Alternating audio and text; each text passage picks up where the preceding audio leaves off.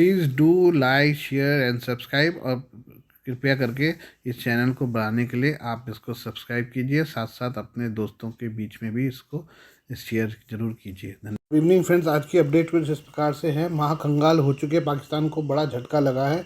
पाकिस्तानी रुपए में पिछले वित्तीय वर्ष में डॉलर के मुकाबले रिकॉर्ड 28% या लगभग 82 पाकिस्तानी रुपए की गिरावट आई है। एक ब्रोकरेज हाउस ने अपनी रिपोर्ट में कहा है कि अंतर्राष्ट्रीय मुद्रा कोष की बेल आउट योजना का परिणाम है। द न्यूज़ की रिपोर्ट के अनुसार इंटरबैंक बाजार में पाकिस्तानी रुपया मंगलवार को डॉलर के मुकाबले 286 पर फिसल गया, जबकि 30 जून 2022 को यह 204.8 पर था। हालांकि पाकिस्तानी रुपये में दैनिक आधार पर डॉलर के मुकाबले 0.25% की बढ़ोतरी हुई है। सोमवार को डॉलर के मुकाबले समापन मूल्य 286.71 पर देखा गया। वित्तीय वर्ष 2023 पाकिस्तान के लिए एक चुनौतीपूर्ण वर्ष रहा। इस्माइल इकबाल सिक्योरिटीज़ के शोध प्रमुख फहद रऊफ़ ने कहा है कि पाकिस्तानी रुपया मुख्य रूप से IMF के दबाव में आया। रऊफ़ ने कहा है कि वर्ष 2024 फिर से चुनौतीपूर्ण होने जा रहा है, क्योंकि यह चुनावी वर्ष है। कराची स्थित ब्रोकरेज फर्म आरिफ हबीब लिमिटेड के हवाले से कहा गया कि अगर पाकिस्तान मौजूदा समीक्षा को पूरा करने में कामयाब हो जाता है तो रुपये पर दबाव कुछ हद तक कम हो जाएगा। हालांकि ये तभी संभव होगा जब पाकिस्तानी किसी अन्य IMF कार्यक्रम में शामिल होगा। रिपोर्ट में कहा गया कि रुपये में गिरावट ऋण अदायगी में आई चुनौतियों के कारण हुआ है। 1.1 बिलियन डॉलर की किस्त जारी करने के लिए पाकिस्तान IMF के साथ समझौते की प्रतीक्षा कर रहा है। 6 महीने से अधिक समय से रुका देश का ऋण कार्यक्रम 30 जून को समाप्त हो रहा है। उधर IMF को मनाने के लिए प्रधानमंत्री शहबाज शरीफ ने अपनी पूरी ताकत लगा दी है। शहबाज शरीफ IMF चीफ से कई बार मिल चुके हैं और पाकिस्तानी सरकार का दावा है कि उसे जल्दी लोन की अगली किस्त मिल सकती है। पाकिस्तान पर करीब 30 अरब डॉलर का चीन का कर्ज लदा हुआ है, जो लगातार बढ़ता जा रहा है। पाकिस्तान ने पैसे की खातिर अब कराची बंदरगाह को UAE के हवाले कर दिया है। आइए अब हम चीन के बारे में बात कर लें। चीन ने सीमा विवाद को लेकर ऑस्ट्रेलिया उच्चायुक्त के बयान पर तीखी प्रतिक्रिया दी है। चीनी दूतावास के प्रवक्ता ने कहा है कि भारत चीन सीमा कुल मिलाकर स्थिर है। यह भारत और चीन का द्विपक्षीय मामला है, इसमें किसी तीसरे पक्ष का हस्तक्षेप स्वीकार नहीं है। इस बयान के बाद ऑस्ट्रेलिया चीन संबंधों में फिर तनाव देखने को मिल सकता है। कोविड महामारी के दौरान से ही ऑस्ट्रेलिया के संबंध चीन के साथ अच्छे नहीं हैं।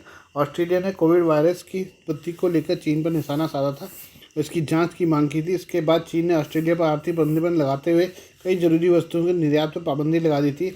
एक इंटरव्यू में ऑस्ट्रेलिया के उच्चायुक्त बैरी ओ फेरेल ने कहा कि भारत ऑस्ट्रेलिया संबंध किसी अन्य देश के साथ हमारे संबंधों से परिभाषित नहीं होते। हमारे बीच कई समानताएं हैं। हम वास्तविक समझ, साझा दृष्टिकोण, साझा मूल्य को मानते हैं। यही कारण कि भारत ऑस्ट्रेलिया संबंध लगातार मजबूत हो रहे हैं। चीन ने कोविड महामारी के दौरान ऑस्ट्रेलिया पर कुछ आर्थिक दबाव डाला था। चीन भारतीय सीमा में घुसपैठ के बारे में कई दौर की बातचीत के बाद भी ठीक वैसे ही कर रहा है। हम रिश्तों को सामान्य बनाने की नहीं बल्कि स्थिर बनाने की कोशिश कर रहे हैं। हम जहाँ संभव हो वहाँ सहमत होना जारी रखेंगे। हम वहाँ असहमत होंगे जहाँ हम असहमत होना चाहिए। हम इंडो पैसिफिक में साथ काम करना जारी रखेंगे। बैरी और फेरेल ने बिना चीन का नाम लिए कहा था कि रक्षा और सुरक्षा के क्षेत्र में भारत और ऑस्ट्रेलिया के बीच बढ़ती साझेदारी जबरदस्ती के सभी कृत्यों या जबरदस्ती के प्रयास को रोकने वाली हो सकती है। उन्होंने कहा कि आज भारत और ऑस्ट्रेलिया पहले से ज़्यादा जटिल और लगातार युद्धाभ्यास कर रहे हैं। उन्होंने कहा कि भारत का P-8I maritime petrol aircraft Australia के डार्विन से ऑपरेट हो रहा है। जब हमारे रक्षा मंत्री जुलाई 2022 में भारत आए थे तो मुझे उनके साथ गोवा से दिल्ली P-8I विमान में सफ़र करने का अवसर मिला। 1963 में, उस समय कठिन समय में, अमेरिका, ब्रिटेन और ऑस्ट्रेलिया की वायुसेनाओं के पायलटों ने भारतीय वायुसेना के साथ मिलकर काम किया था, जैसा कि इन दिनों शांति के समय में कर रहे हैं। ये घटना 1962 में भारत चीन युद्ध की बात की है। चीनी दूतावास के प्रवक्ता वांग जियो ओजियान ने ऑस्ट्रेलिया उच्चायुक्त को ट्विटर पर टैग करते हुए लिखा कि चीन भारत सीमा कुल मिलाकर स्थिर है। ये चीन और भारत का मामला है, इसमें किसी तीसरे पक्ष का हस्तक्षेप स्वीकार्य नहीं है। उन्होंने राष्ट्रपति की टिप्पणी करते हुए तथाकथित आर्थिक दबाव को कभी भी चीन पर थोपा नहीं जा सकता। इसके बजाय ऑस्ट्रेलिया ने बाजार सिद्धांतों के खिलाफ कदम उठाए, यहाँ तक कि धमकाने वाली हरकतें की और सामान्य सहयोग पर प्रतिबंध लगाए, जिससे उस अवधि के दौरान द्विपक्षीय सहयोग की अच्छी गति अकारण बाधित हो गई। आइए अब हम इसरो के बारे में बात कर लें। भारतीय अंतरिक्ष अनुसंधान संगठन इसरो ने बहुप्रतीक्षित मिशन चंद्रयान-3 की लॉन्चिंग को लेकर बड़ा ऐलान किया है। इसरो ने मिशन चंद्रयान-3 की लॉन्च तिथि की पुष्टि कर दी है। अधिकारियों ने आज घोषणा की कि रॉकेट 13 जुलाई को स्थानीय समय अनुसार दोपहर 2:30 बजे लॉन्च किया जाएगा। चंद्रयान-3 का फोकस चंद्रमा की सतह पर सुरक्षित लैंड करने पर है। इसरो के अध्यक्ष S सोमनाथ के मुताबिक अंतरिक्ष के क्षेत्र में ये भारत की ओर बड़ी कामयाबी होगी। अधिकारियों ने बताया कि चंद्रयान-2 के बाद इस मिशन को चंद्रमा की सतह पर सुरक्षित लैंडिंग की क्षमता की जांच के लिए भेजा जा रहा है। चंद्रयान-2 मिशन आखिरी चरण में विफल हो गया था।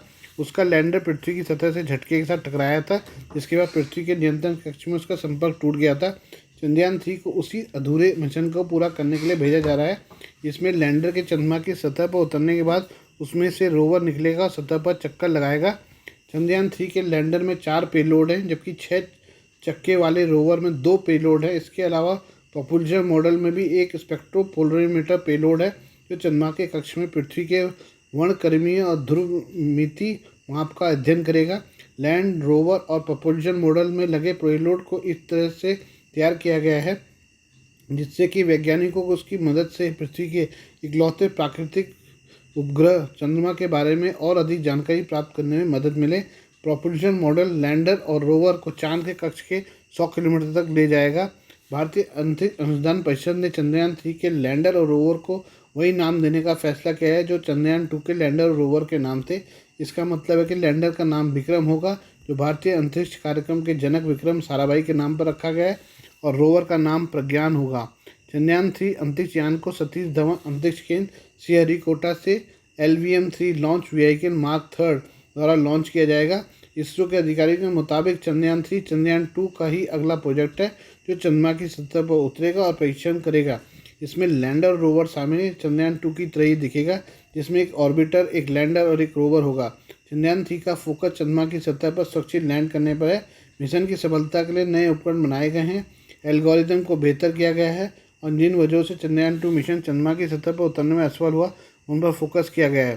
चंद्रयान 3 के लॉन्च का ऐलान चंद्रयान 2 के लैंड रोवर के दुर्घटनाग्रस्त होने के 4 साल बाद हुआ है। चंद्रयान 3 मिशन के जुलाई में श्रीहरिकोटा के सतीश धवन अंतरिक्ष केंद्र से चंद्रमा के उस हिस्से तक लॉन्च होने की उम्मीद है जिसे डार्क साइड ऑफ मून कहते हैं। ऐसा इसलिए क्योंकि यह हिस्सा पृथ्वी के सामने नहीं आता है। ये जाने कि इसके चरण कौन कौन से हैं। चंद्रयान 3 को एक लैंडर, एक रोवर, एक प्रणोदन मॉडल को मिलाकर बनाया गया है, जिसका कुल वजन 3900 किलोग्राम है। अकेले प्रणोदन मॉडल का वजन 2148 किलोग्राम है, जो लैंडर और रोवर को 100 किलोमीटर की चंद्र कक्षा में ले जाएगा। लैंडर मॉड्यूल लैंडर के कंप्लीट कॉन्फ़िगरेशन को बताता है। रोवर का वजन 26 किलोग्राम है। रोवर चंद्रयान 2 के विक्रम रोवर के जैसे ही होगा, लेकिन सुरक्षित लैंडिंग सुनिश्चित करने में मदद के लिए इसमें सुधार किए गए हैं। प्रणोदन मॉडल 758 वॉट बिजली, लैंडर मॉड्यूल 738 वॉट और रोवर 50 वॉट उत्पन्न करेगा। इसरो के मुताबिक चंद्रयान 3 का उद्देश्य चंद्र सतह पर एक सुरक्षित और सॉफ्ट लैंडिंग और रोविंग क्षमताओं का प्रदर्शन करना है। इसके अलावा इन सीट वैज्ञानिक प्रयोग करना और इंटरप्लेनेटरी मिशन के लिए आवश्यक नई तकनीकों का विकास और प्रदर्शन करना भी इसके अहम उद्देश्य है। आइए अब हम कोरोना वायरस के बारे में बात कर लें। कोरोना वायरस की उत्पत्ति को लेकर कई मिथक हैं। दुनिया भर के वैज्ञानिकों ने दावा किया कि कोविड-19 चीन में लैब में बनाया गया। इसकी जांच के लिए यूएन की एक टीम भी वुहान लैब में परीक्षण के लिए गई थी। वहीं अब वुहान के एक शोधकर्ता ने बड़ा दावा करते हुए चीन पर लोगों को संक्रमित करने का आरोप लगाया है। साथ ही बताया है कि ड्रैगन ने जानबूझकर कोविड-19 जैसा जैव हथियार तैयार किया। वुहान के शोधकर्ता चाओ शाओ ने इंटरनेशनल प्रेस एसोसिएशन के सदस्य जेनिफर जैंग के साथ एक साक्षात्कार में ये चौंकाने वाले खुलासे किए हैं। उनसे कहा कि कोरोना वायरस को चीन ने एक जैव हथियार के रूप में तैयार किया था। आगे उसने बताया कि उसके साथ काम करने वाले सहयोगियों को पता लगाने के लिए वायरस के 4 प्रकार दिए गए थे कि कौन सा सबसे अच्छा फैल सकता है। वुहान इंस्टीट्यूट ऑफ वायरोलॉजी के शोधकर्ता ने कोरोना वायरस के बारे में आश्चर्यजनक दावा करते हुए बताया कि उनके एक सहयोगी सान चाओ ने उन्हें बताया कि उसके एक सीनियर ने उसे कोरोना वायरस के 4 प्रकार दिए थे और परीक्षण कर पता लगाने के लिए कहा था कि उनमें कौन से ज़्यादा प्रभावशाली हैं। उससे कहा गया था कि कौन से वायरस में अधिक से अधिक प्रजातियों को संक्रमित करने की क्षमता है और वायरस से मानव सहित अन्य प्रजातियों को संक्रमित करना कितना आसान है। चाओ शाओ ने कोरोना वायरस को जैव हथियार बताया और एक बड़ा दावा करते हुए कहा कि उनके कई सहयोगी वुहान में 2019 सैन्य विश्व खेलों के दौरान गुम हो गए थे। बाद में उनमें से एक ने बताया कि वह विभिन्न देशों से आए एथलीटों की जांच के लिए होटलों में गए थे। उन्होंने कहा कि ये बात समझनी चाहिए कि स्वास्थ्य जांच के लिए किसी वायरोलॉजिस्ट की आवश्यकता नहीं होती, उन्हें वहाँ वायरस फैलाने के लिए वहाँ भेजा गया था। आइए अब हम श्रीलंका के बारे में बात कर लें। राष्ट्रपति रणिल विक्रमसिंघे ने कहा कि श्रीलंका को भारत के खिलाफ किसी भी खतरे के लिए आधार के रूप में इस्तेमाल करने की अनुमति नहीं दी जाएगी। उन्होंने कहा कि द्वीप राष्ट्र तटस्थ रहेगा और चीन के साथ उनका कोई सैन्य समझौता नहीं होगा। ब्रिटेन और फ्रांस की आधिकारिक यात्रा पर गए विक्रमसिंघे ने सोमवार को फ्रांस के सरकारी मीडिया के साथ एक साक्षात्कार के दौरान यह टिप्पणी की। फ्रांस की मीडिया के साथ एक साक्षात्कार में विक्रमसिंघे ने कहा, हम एक तटस्थ देश हैं, लेकिन हम इस तथ्य पर भी जोर देते हैं कि हम श्रीलंका को भारत के खिलाफ किसी भी खतरे के लिए आधार के रूप में इस्तेमाल करने की अनुमति नहीं दे सकते। श्रीलंका में चीन की कथित सैन्य उपस्थिति के बारे में सवाल का जवाब देते हुए राष्ट्रपति विक्रमसिंघे ने कहा कि चीनी देश में लगभग 1500 वर्षों से है, लेकिन अब तक उनका कोई सैन्य अड्डा नहीं है।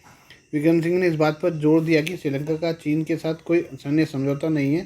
साथ ही उन्होंने कहा कि आगे भी कोई सैन्य समझौता नहीं होगा। मुझे नहीं लगता कि चीन किसी समझौते में शामिल होगा। राष्ट्रपति ने कहा कि चीन द्वारा हम्बनटोटा के दक्षिणी बंदरगाह के सैन्य उपयोग का कोई मुद्दा नहीं है।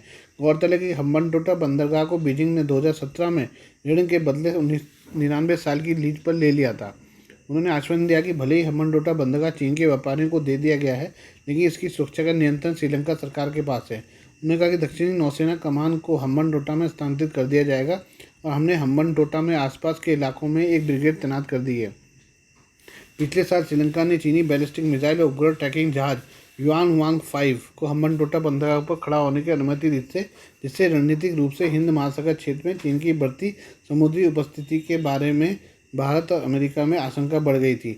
नई दिल्ली को इस बात की आशंका थी कि जहाज से ट्रैकिंग सिस्टम श्रीलंकाई बंदरगाह के रास्ते भारतीय प्रतिष्ठानों पर जासूसी करने का प्रयास कर सकते हैं। भारत और श्रीलंका के बीच संबंधों में तब तनाव आ गया था जब कोलंबो ने 2014 में अपने बंदरगाह पर चीनी परमाणु ऊर्जा से चलने वाली पनडुब्बी को खड़ा करने की अनुमति दे दी थी। 74 वर्षीय विक्रमसिंघे को पिछले साल पूर्व राष्ट्रपति महिंदा राजपक्षे के इस्तीफे के बाद राष्ट्रपति चुना गया था। आज के लिए बस इतना ही। बाकी मिलते कल आपसे नई खबरों के साथ। धन्यवाद।